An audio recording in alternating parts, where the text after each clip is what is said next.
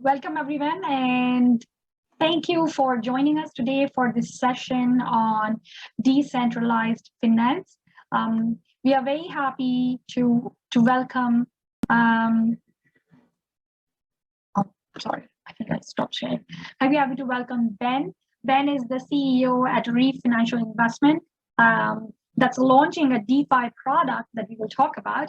And he's also a partner at Forge & Foster, the real estate company that we actually have a deal on our platform with. It's one of the large Hamilton development companies that are doing some extraordinary stuff with that area. Very, very excited about working with them on some of our investments. He has, of course, more than 10 years of investment management experience. He's grown Forge & Foster from 15 million to 300 million in assets under management. And he was a co-founder of Corl Financial Investments, which is something that I was a big fan of for a very long time. So I have a lot of respect for Ben. He's definitely a pioneer, well ahead of his time. And it's an honor to have him on our panel today and hear what he has to say about a real-world DeFi product that he has launched. So welcome to the webinar, Ben. Awesome. Thank you. Thank you for the kind words. Absolutely. And some of you may know, some of you may not know, my name is Khushboo Jha. I'm the CEO of BuyProperly. We are a platform for fractional investing in real estate. So you can buy small fractions of a real estate online. And as an innovative startup, we are constantly exploring new tech and new ways of doing things, primarily because unless we figure out better ways of doing things, we will not be able to reduce costs. And if we don't reduce costs, then we will not be able to service all customers or actually democratize real estate. I'll show, I think the link to our website, I think somebody wants is buyproperly.ca. Let's start. So before we get into Ben's product, I thought maybe I'll bring everybody on board in simple terms and say, let's draw a baseline. Some of you may have heard a lot and read a lot and are probably experts, and so this may be a repeat of content. But for those of you who are like me, novices and new to this space, maybe a quick definition and a quick alignment on what we are all referencing would be handy. So with that in mind, I have just a small bit of content before I turn it over to the expert. So this is the newbie section, and then we'll have the expert section. So what is Web 3.0? And I know this is a webinar about DeFi, but DeFi is part of Web 3.0. So Web 1.0 was basically a desktop browser access, kind of like Netscape. Some of you would have seen it, not seen it. I remember seeing it in school. But yeah, that was a time. My first email ID was actually on Yahoo, and there were AOL IDs. All of that was kind of Web 1.0 era. The Web 2.0 was more mobile, more online computing, cloud computing rather than local desktop server computing, and more social networks. So that's Web 2.0. And Web 3.0 is more AI, more decentralized, more edge computing. We all understand what is AI, it's artificial intelligence. Decentralized data architecture means various people in the node can update it. And edge computing basically means rather than processing something in the cloud or in a server sitting somewhere in a remote location, you can actually do a lot of the processing right on the end edge device. So, for example, processing could be happening on your Philips bulb rather than in a server somewhere in Virginia or in near Montreal. So what's the difference between the 1.0 and a 2.0 and a 3.0? 1.0 was an information economy. You read the internet. 2.0 is a platform economy. So you can read and write, create YouTube, post stuff on social, TikTok, Instagram. So you can read and write. But your content is actually owned by a YouTube or an Instagram, and they can decide to take it down. you do not really have rights on the usage. The Web 3.0 is the token economy, where you can read, write, and own parts of the internet. So the way I think of it is, when you say owning, just like you own a domain name on the internet, that's kind of like owning, except not real owning, because GoDaddy owns it or whoever else owns it. The Web 3.0 is about owning stuff on the internet.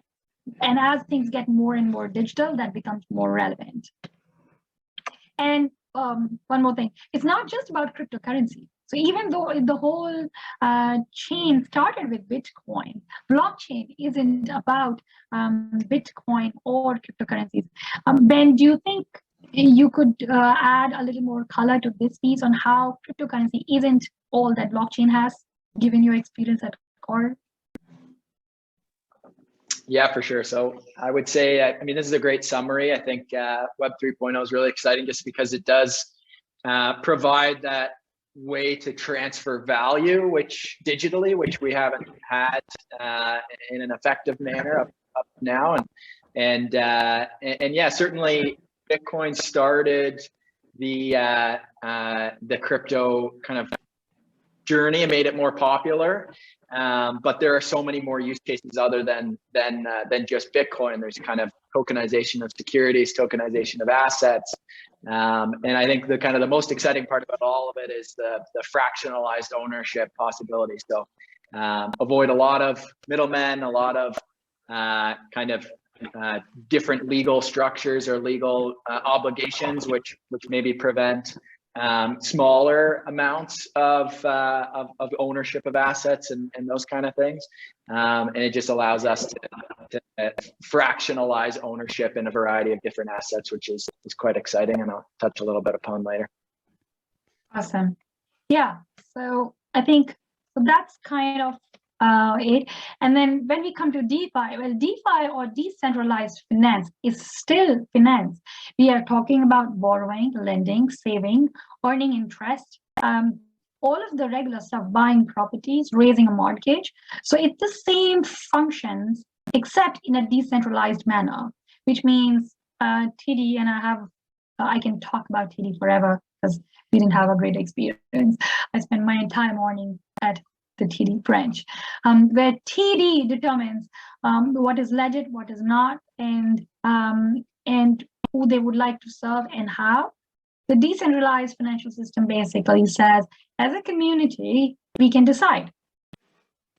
And that's why it is getting popular, because it's permissionless, programmable, trustless, censorship resistant, and transparent.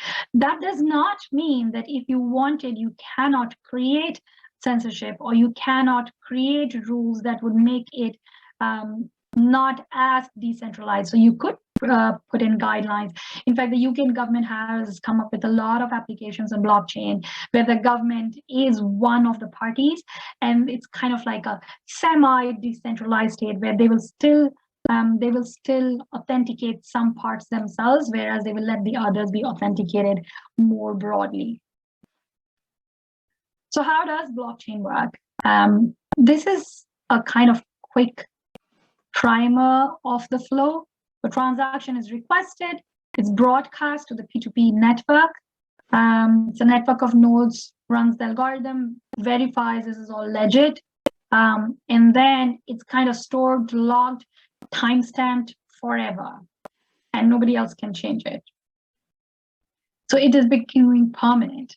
An analogy that I read in one of the books on blockchain that I was reading once upon a time was working with blockchain is like kind of like a community marriage. So when you get married, and historically, whenever two people were getting married, you always had the whole community or the society show up.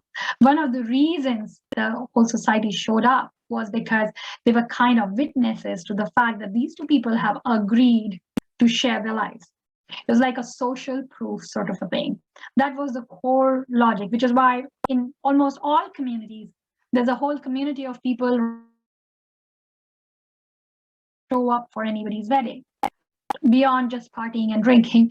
That's kind of the core, that it's a social proof that this happened. And blockchain is like that. So you stand in the center, that, yep, I'm doing this transaction. Other people are like, yeah, I know this person. I don't know this person is legit. And this transaction is legit. Now we all know that this happened because it happened in front of us. So next time, one person cannot go and deny and say, oh, this didn't happen, because there are like thousands of notaries, so to say, who notarized and said, yes, this event happened, and we checked every part of the event, and now this is legit. It happened on such a time. So that's the analogy that always comes to my mind when I think of blockchain. But this is the official flow of how a blockchain works.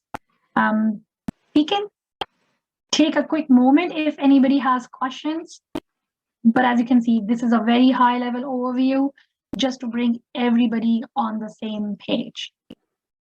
So let's take an example of traditional finance versus decentralized finance system. In a traditional finance system, if you were a sender, you would send stuff to your bank, send money to your bank. Bank would then work with a Visa or a Venmo or a PayPal and send it to the bank of the receiver, and the receiver would get it. In a decentralized financial system, you as a sender send that information to the decentralized pool, and the decentralized pool validates, yep, you as a sender have the money, and yep, there's a receiver who wants that money and does the transaction without so many intermediaries coming in.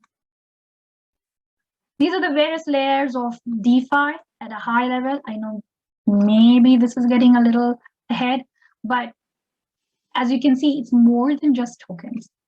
So most of the DeFi was set into motion with Ethereum, and Ethereum as the blockchain, which is effectively layer 0, or the infrastructure on which a lot of the other applications are built. The layer 2 is where some of the actual coding to enable something is done. So for example, if you have a contract, a smart contract that has to perform a certain function, that's probably going to reside within the maker setup or a compound setup.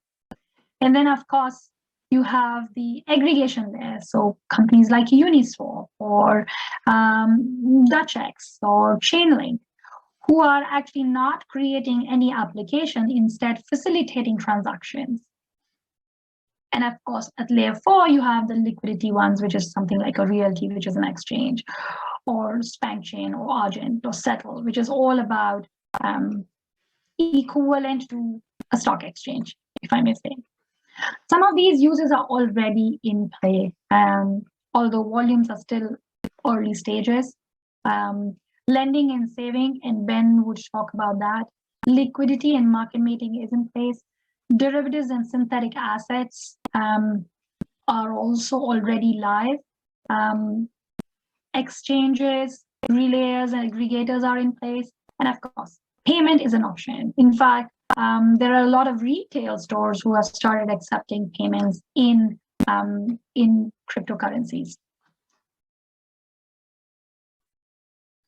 Uniswap is one example, which is basically a liquidity provider.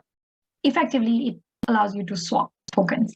So I had a Bitcoin and you had a Ethereum. We are in basically different worlds. It's like a currency exchange. If I had Canadian dollars and I wanted US dollars, I would go to a Western Union. So this is kind of the Western Union of the crypto world. Compound is one of the most popular lending and borrowing platforms, actually probably the highest in terms of volume. And what they lend against is often your collateral, which is usually cryptocurrencies. So if I was sitting on a lot of Ether, I could actually collateralize it and take out a real loan from it. And then the last one is MakerDAO. MakerDAO has a stable coin. It's probably the closest to a reserve bank that we have. It is pegged to their currency is, or the token is pegged to US dollars. So that's kind of me coming to an end. Here are some resources. I do not want to make this webinar a session on blockchain or DeFi, but clearly the way we are headed, blockchain is going to power lots and lots of decentralized finance applications like lending and borrowing at much lower costs given that intermediaries are taken out. These are some blogs and channels that are easy to read up on and follow if you're interested in this space. If you start following any of them over time, you will also get familiar with all of the new projects that are happening, all of the acquisitions, ups, down, risks, etc. are coming up. Let me stop there and see if people have questions on this.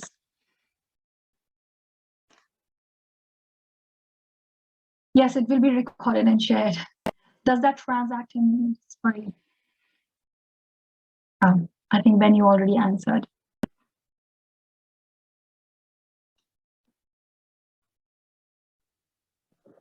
Yeah, we can post this webinar. I shared some blogs and channels, but I see that there are a lot of requests for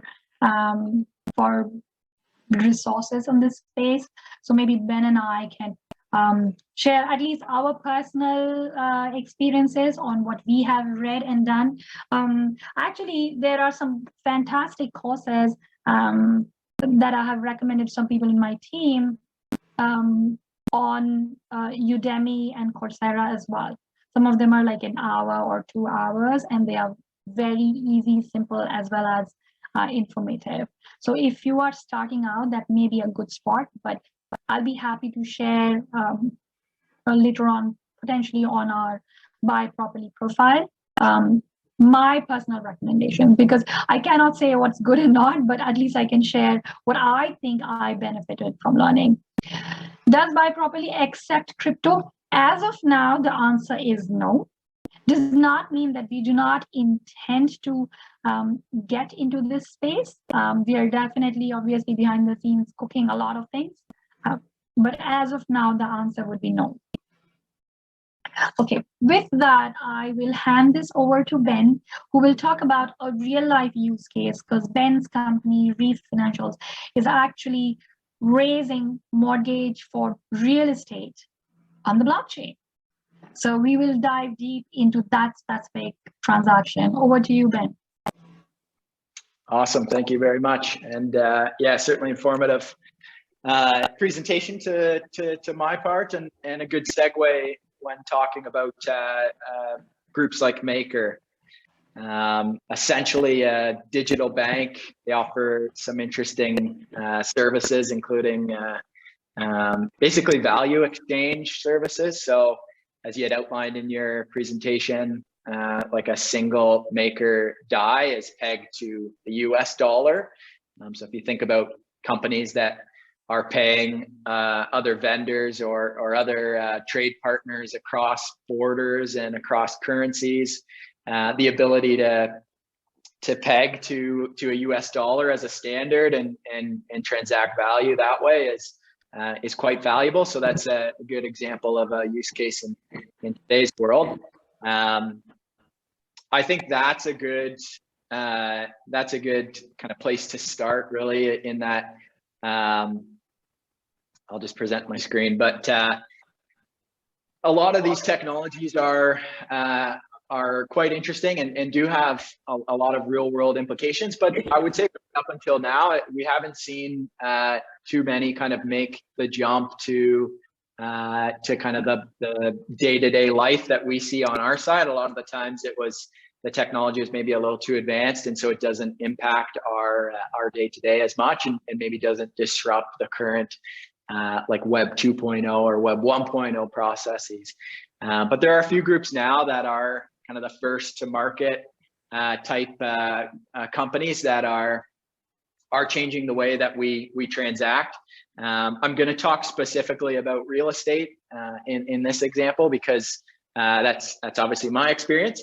But there are other use cases that are starting to emerge now and starting to impact our day-to-day, which is quite exciting. And I think that level of acceleration in the Web 3.0 space will only increase as we improve the technology. So just a bit more about me, and Khushboo already explained a little bit about myself, but I am CEO at REIF, www.reiffinance.finance for more information. I'm also a partner and chief investment officer at Forge & Foster, as well as a partner and chief investment officer at Corl Financial.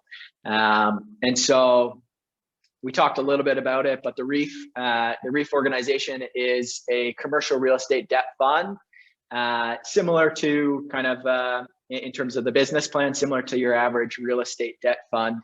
But the main difference is that we are minting the commercial mortgages that we issue on chain, essentially securitizing those mortgages via a digital token or digital asset as well. So I'll explain a little bit more about it, but it's kind of the first commercial mortgages to be minted on chain, which is quite exciting.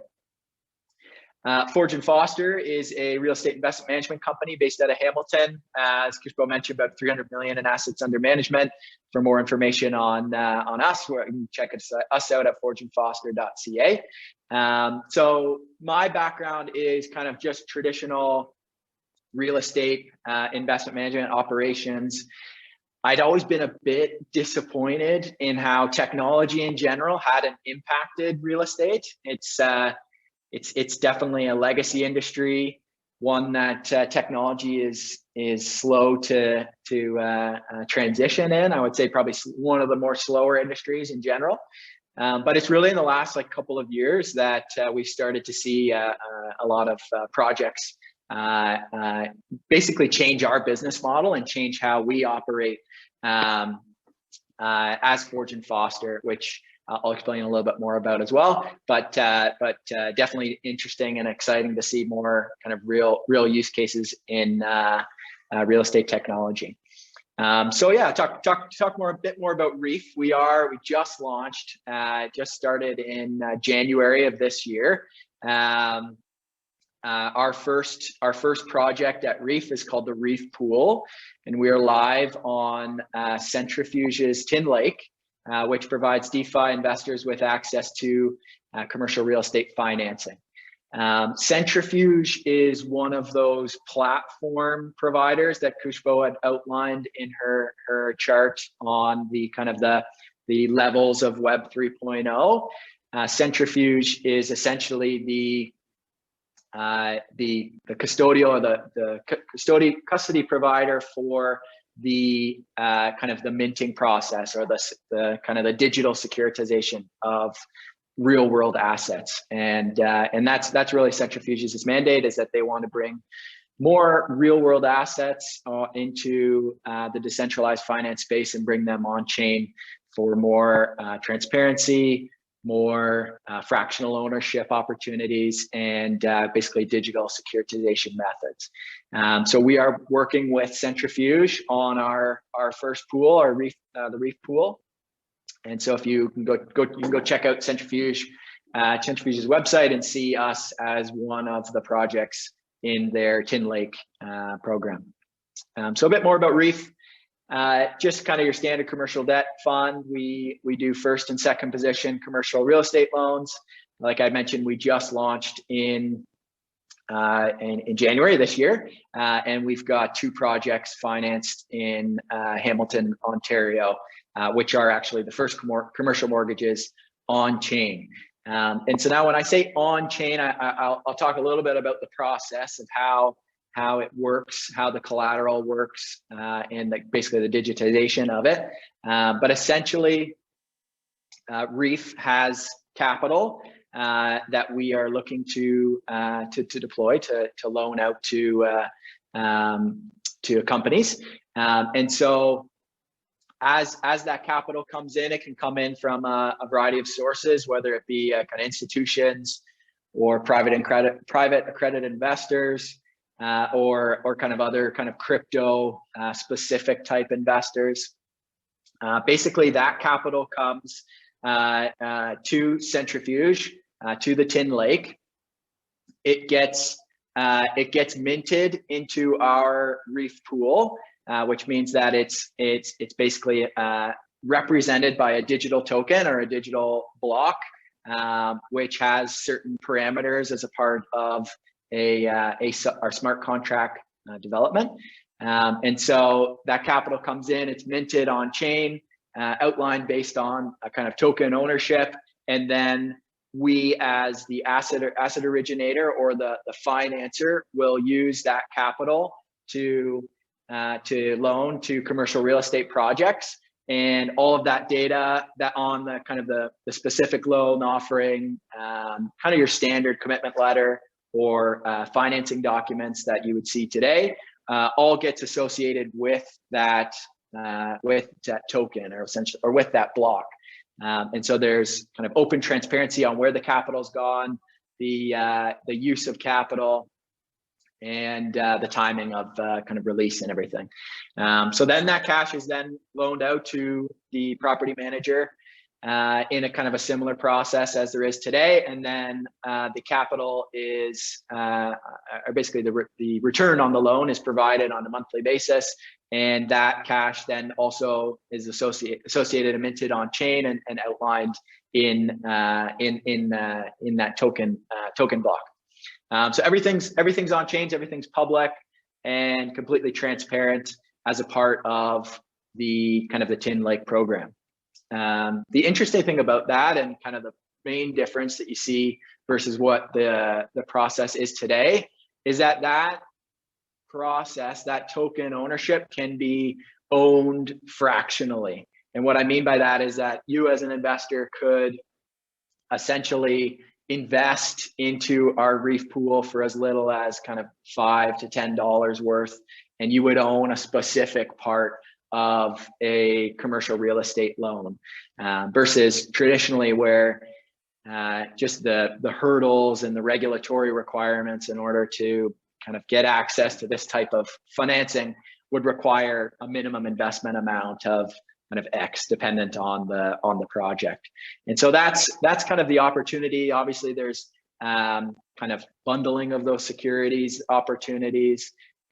Just kind of provides a lot more optionality around the kind of the usership of the pool of funds, essentially.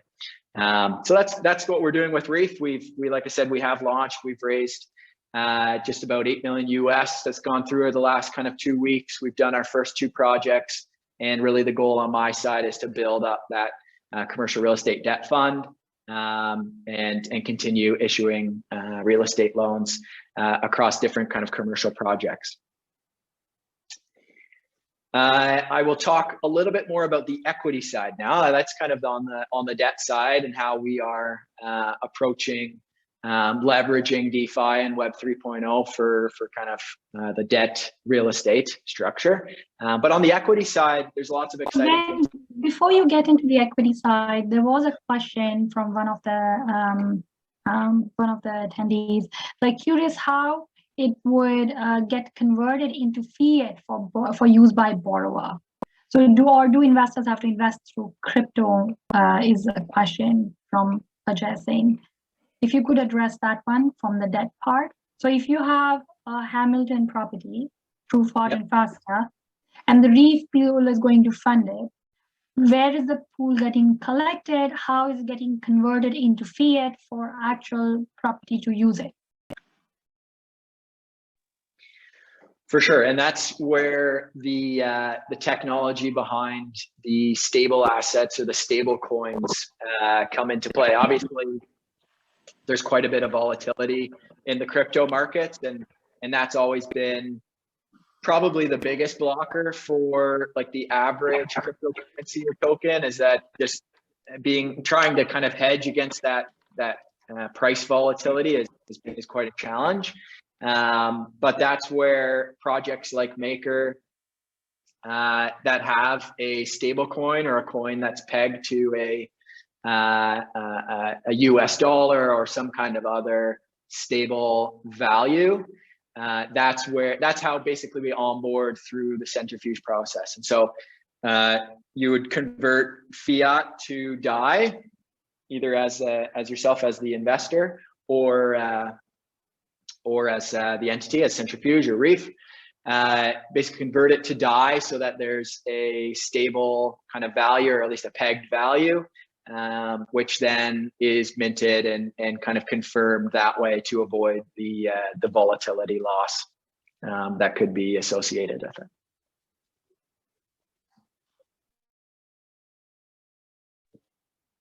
Does that make sense? Yeah, I would think so. What about the monthly debt servicing? Are borrowers having to convert to crypto to service the debt? That's the follow-up question from that. Yeah, no, that's a good question. At this time, everything is done fiat, similar to kind of a normal commercial real estate debt fund. So on the borrower side, they are paying out or servicing the debt basically in fiat, and then the conversion is done, and the conversion to cryptocurrency and the custodial crypto custody is done by REIF. So we'll essentially peg that value against a stable coin like DAI, and then kind of and then mint that return on chain. So just so I understand how this is working, so REIF debt pool will create an SPV for investing in commercial loans. Mm-hmm. Centrifuge will use its infrastructure to do the decentralization piece. REIF will tokenize the title and into basically NFTs or non-fungible tokens, and then basically collateralize those non-fungible tokens.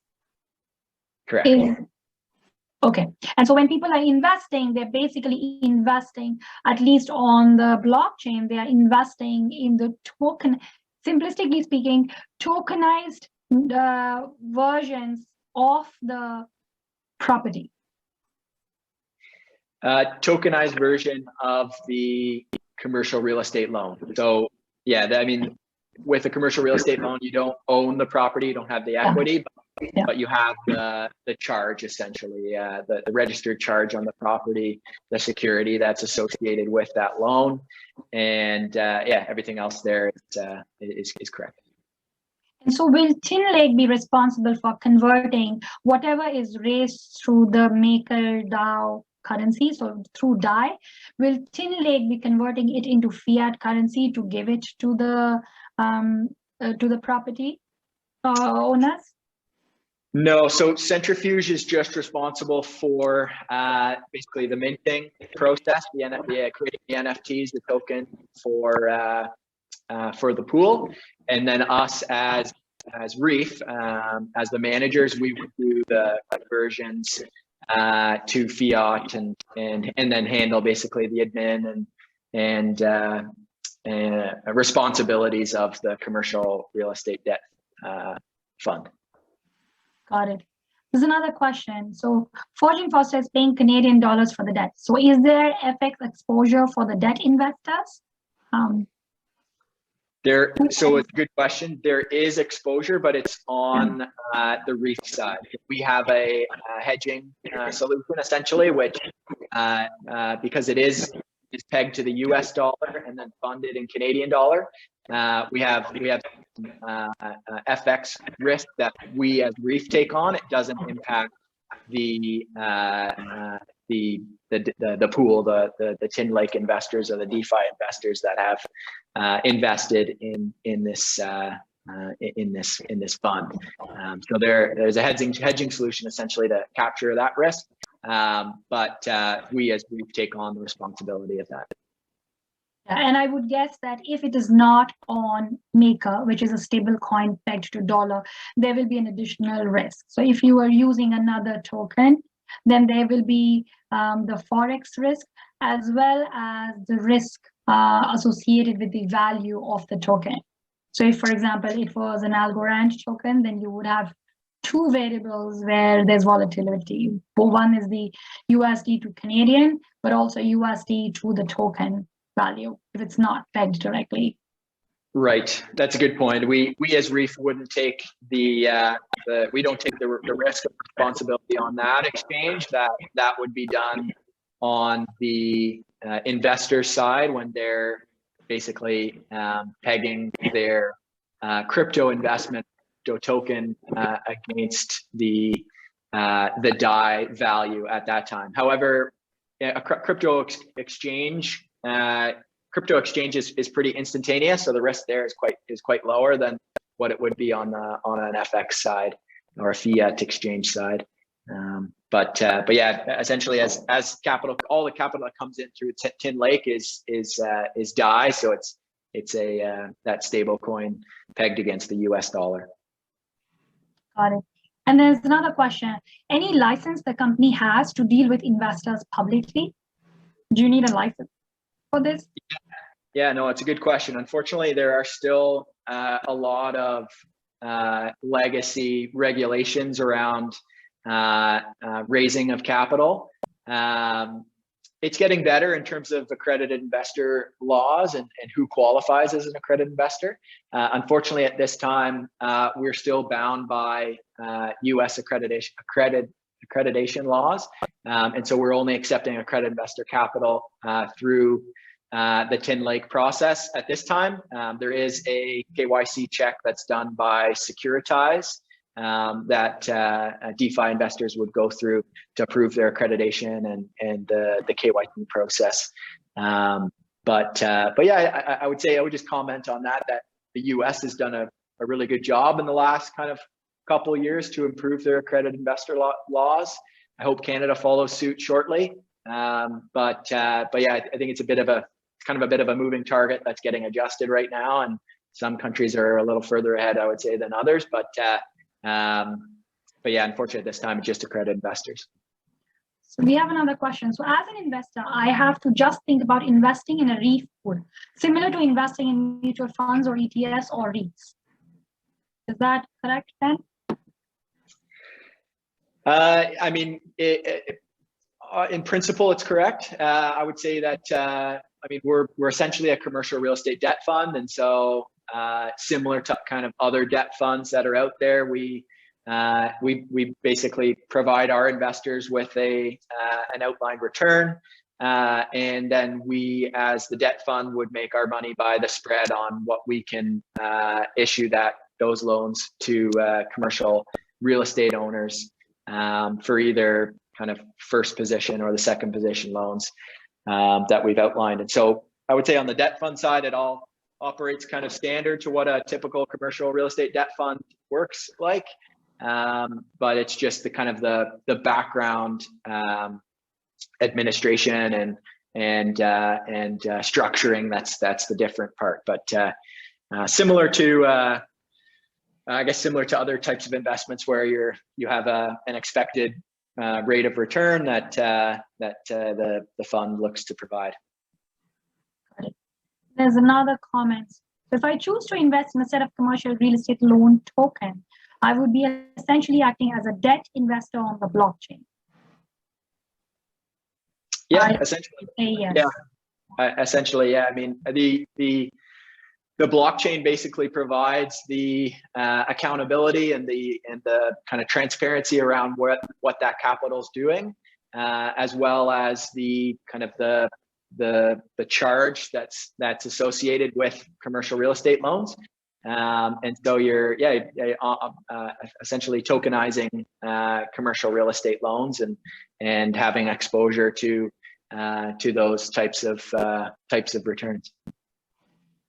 Another regulatory question: how do you verify anti-money laundering requirements? How do you meet AML requirements, basically?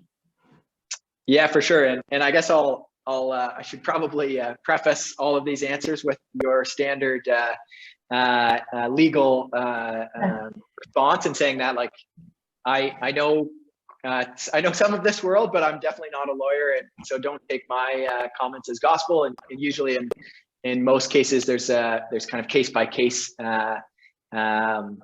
assessments to be made, and so definitely consult with a securities lawyer before structuring anything like this. But the KYC AML process, I mean, this could be another presentation. It varies differently based on nation and kind of the regulatory laws that apply to kind of each area. But we don't really deal too much with the KYC AML side.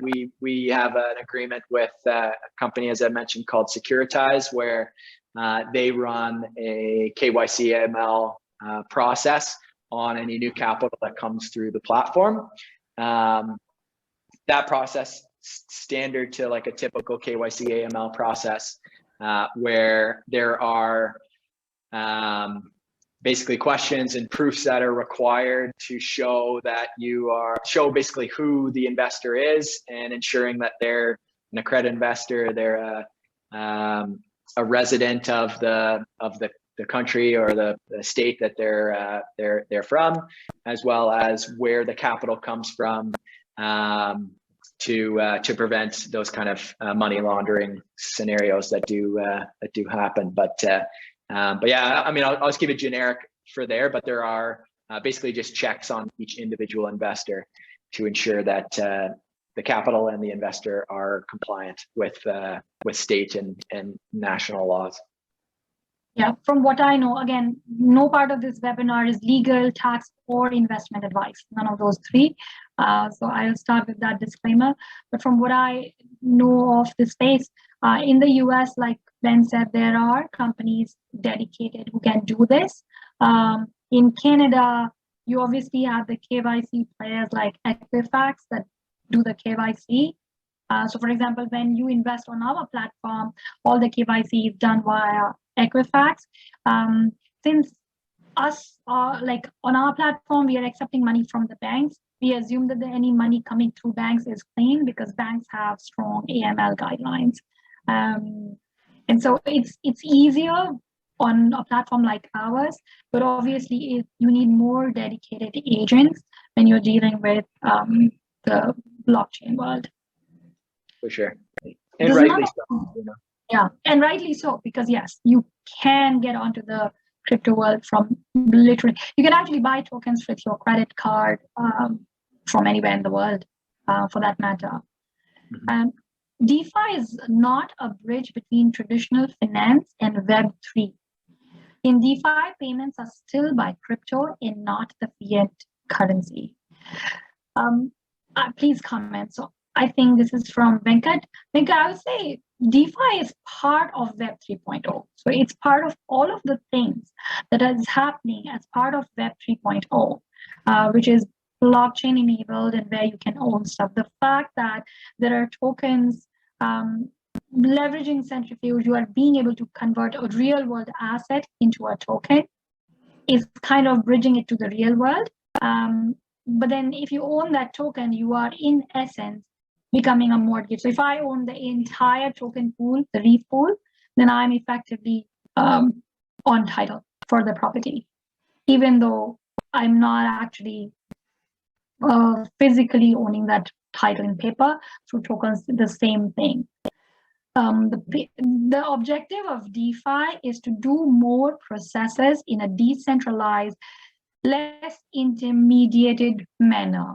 It's not about using crypto or not using crypto. It's more about, can we make the process more efficient? At least that's my take on DeFi space. It's about, can we make the process better with less intermediaries, with less middlemen, and that always would mean lower costs and faster service. What is the advantage of DeFi versus traditional Gplp debt fund? I mean, Ben will comment more on this. I would say just cost. Traditional Gplp fund is a lot of cost, not just setting up, but ongoing reporting, administration. I mean, we at BuyProperly automate almost all of the accounting, and we know that that saves us tons of costs. But if you move it to the blockchain, where it doesn't even require all of the work that we have to do, it can only get better. Ben, what do you say to that? No, I agree. I agree with your comments. I think it's a kind of a good segue into my next slide, because we are on our side. That was kind of one of the first things as Forge and Foster Investment Management in terms of kind of real technical shift, or a technology that made a big impact to our business, was that kind of restructuring or rethinking that kind of standard GPLP structure with tools and services like BuyProperly. So for us, as an investment management company, our business model basically is that we are managers of commercial real estate, and so we basically buy and sell or refinance commercial real estate properties and provide rates of return to our investors. Normally, the investors are coming in through the equity in a property, so they're owning a percentage of the property, and then we'd use debt to basically leverage the return and then perform value add construction or tenant fit outs, whatever that may be. In the past, we had always been reliant on working with other investment management groups or raising equity capital ourselves from friends and family or accredited investors. But in the last kind of year or so, we've been introduced and seen projects like BuyProperly, where they can raise equity via the new crowdfunding laws in Canada, and I'm sure Khushboo could provide more details on that. But basically, be able to offer our investments, which were once restricted to the general public and only available to accredited investors or investment institutions, and offer them to the general public. And so you as a retail investor could invest, I think, as little as $500 in a real estate project, either one of ours or others across the BuyProperly site. And obviously that provides a great opportunity for just kind of the average public retail investor to get access to these kind of higher returning investments, and in ways that are manageable for those that maybe don't have as much assets to deploy, right? Like you can really diversify your investment strategy across a number of different investment opportunities, and basically grow your wealth through this decentralization of access to these private investment vehicles. So on our side, Fortune Foster side, super exciting for us. We're very kind of public focused. Our investment strategy is really building community through these development opportunities. And so by allowing our community to invest in the projects that are in their community, I think it makes everything more aligned and brings joy to the community for as well as a return to kind of the average public. So I think basically that's the way it's restructuring kind of the standard GPLP structure, which was primarily kind of a few or two or three investment managing funds that were basically coming in and taking on these private investment vehicles. So groups like BuyProperly are great to work with. Thank you, Ben. And that takes us to the first opportunity with Fortune Foster and BuyProperly, just as an example of like the kind of investment that is now available to the general public. 360 Lewis Road in Hamilton is a recent acquisition for us. The acquisition price was $34 million, so obviously well out of reach for kind of the general public in terms of getting exposure to this type of asset. But since we've partnered with BuyProperly for offering this investment to the general public, now you can have ownership in this kind of investment. And certainly an exciting investment. I think COVID has impacted real estate quite a bit. Certainly has kind of accelerated values across like industrial, residential types of properties, and then kind of really cut back on like the office space or kind of the downtown retail type of product. And this one is kind of really COVID proof and really future proof, just in the fact that it's retail in nature, but the product that is being offered is really what we call flex industrial. And so what I mean by that is there's a lot of companies out there right now that maybe had a kind of a large office space, and they also had an industrial or warehousing, manufacturing location that they rented. And then during COVID, their office may have shut down. The manufacturing warehousing side really picked up, and they needed to expand this while reducing this office footprint. And that's really kind of the most common ask from a tenant request that we receive, is somewhere for a company like that to consolidate into one and have a kind of a nice enough store frontage where there could be office space up front for the employees, but also nice enough that a customer could walk in the front door, and then in the back you can have your manufacturing or like light industrial work in the back. And so this property is great for that. We've had it under ownership now for about 6 months, and definitely seeing the demand. We've had a number of units leased up and leased at higher rates than we expected, and so an excellent investment opportunity and a great example, an investment that was out of reach for the average kind of public retail investor, but through tools like BuyProperly, you now have access to these types of investment opportunities. Any comments there?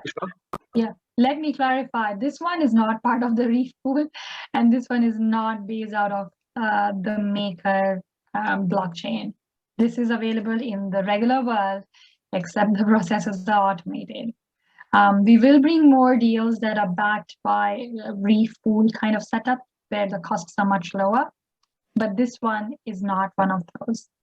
I just want to make sure that we're not mixing those two, because somebody has asked, assume the anticipated ROR is much more attractive considering that there are not much intermediaries in between. Is there some sort of back tested data? I'm not sure I fully understand your question, but as far as this specific property or some of the other properties on BuyProperly are concerned, there aren't as many intermediaries. In fact, the brokerage is in-house, so that cost is saved completely. And there's just the basic platform, and there are no other intermediaries involved.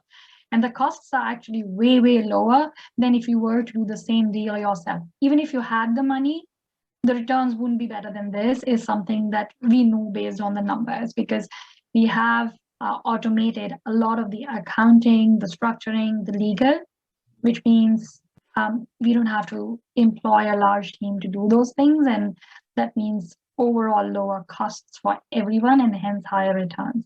One of the reasons why we are able to at least forecast such high returns. I hope that answers your question, Hari. Yeah, that's a great point. And just to add a little more color to that, like us as investment management operators, we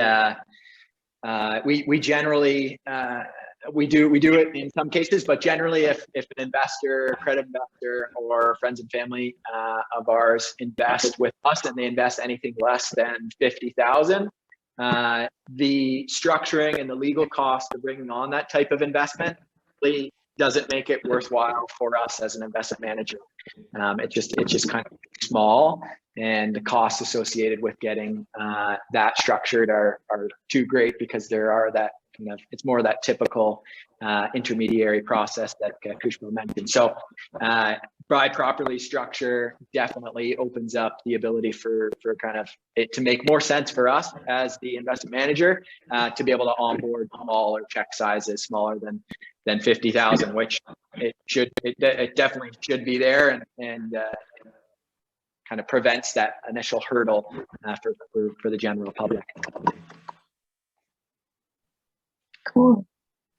Awesome. And then I just wanted to kind of summarize other models in the real estate DeFi space that I'm interested in, just as kind of a general bystander. But I feel like you all might have interest in them as well. And I put their website here so you can kind of do your own research and understanding of them. But I'll talk about each of them briefly, because they're all kind of impacting different areas of real estate in kind of new and exciting ways.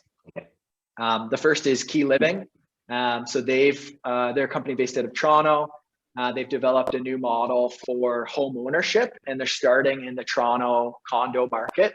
But essentially, they designed a model where you, as kind of typically as like a younger person who wants to get into the housing market, you may not have the deposit or the down payment required to get into, especially in Toronto, the down payment required to get into the housing market.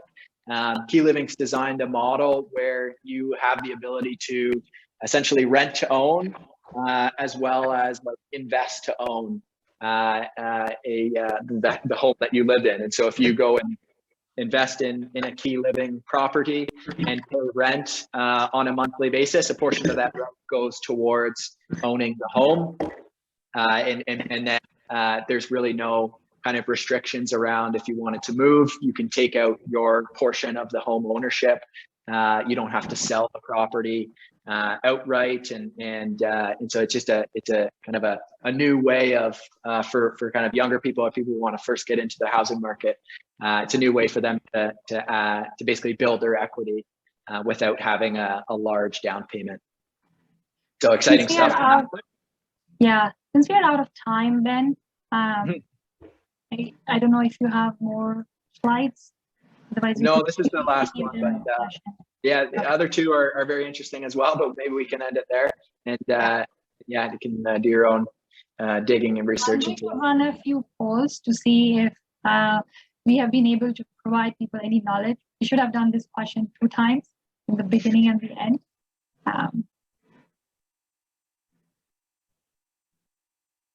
So this was just a high-level overview, but Ben here was available to talk about a real-life use case where we are using this for a commercial loan for a real property.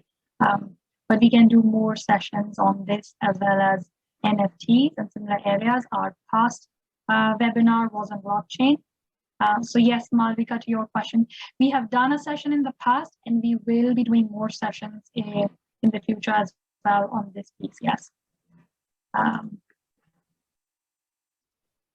Okay, and then before people leave, I do have one more question, more directed towards our next session. And that's saying, so we talked a lot about the blockchain and the crypto, etc. Is any of you here? I actually spent my entire Christmas holiday time in the Metaverse. We have rented an office space in the Metaverse because of COVID, we are actually not going to office. And so we decided that we do need an office-like space where we can all hang out. So we actually have a Metaverse office now. We're just beginning to use that. Still to catch on, we sometimes run into other companies who are also hanging out in the Metaverse, but that's kind of our place. Okay. That was actually like the last company I was going to chat about too, was Proppy. They just they essentially do that. They facilitate transactions of real estate digitally, and they also facilitate virtual real estate transactions too. So right. So Malvika is asking, which platform did we use for Metaverse? Well, we were actually looking at, first of all, we were starting off with SoWork, which had a lot of features as an office space. But then eventually we went with Virbela just because it is more 3D and there are more people. So if you walk out of your office in Virbela, then you will find other people. So it's kind of fun to randomly, it was almost like a co-working space. And this is the last one. Thank you, Ben, for joining us today. I hope we can bring you back and talk more in detail about the REIF, the debt pool, and how that's going. There was some interesting question on how will the debt get serviced if it's being raised through tokenization. So some interesting things there. Of course, we have our own set of use cases that we would want to automate using the whole Web 3.0 technology that's coming up. It's an ever-evolving technology. So if you were doing the same webinar, probably 6 months from now, it would be a different content set. But stay tuned, log into our newsletter, and we'll make sure that you are following us on all of such informative webinars in the future as well. Thanks a ton, Ben, for not just bringing the Fodge & Foster property, but also being probably the first Canadian company to actually do a mortgage. Is that correct? To do a mortgage on MakerDAO? We are the first commercial, we're the first company to do a commercial mortgage on chain. So that's exciting. There's been some residential stuff, but not a commercial mortgage. And there's been some equity in property, but yeah, first commercial mortgage. Awesome. Thank you. Thank you everyone for joining us today, and have a good rest of the day.